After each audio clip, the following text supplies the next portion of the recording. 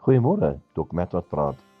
My vrou is op haar rekenaar besig en nou moet sy 'n klompie goeders laai.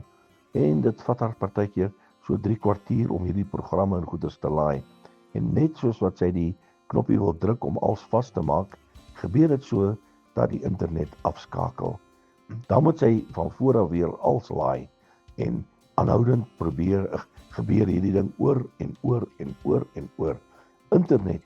Ons is so afhanklik van die internet en ons kan niks doen sonder dit nie en ons het dit nodig om die goed af te laai. Maar ek dank die Here, hy is altyd beskikbaar. Hy is altyd in kontak met ons.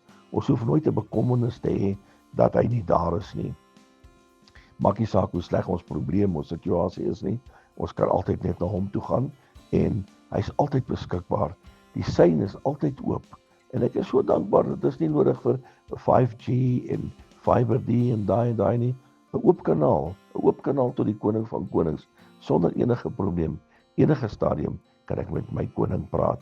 En ek is so dankbaar, die sein is altyd sterk en Jesus is beskikbaar. Herlewensgroete.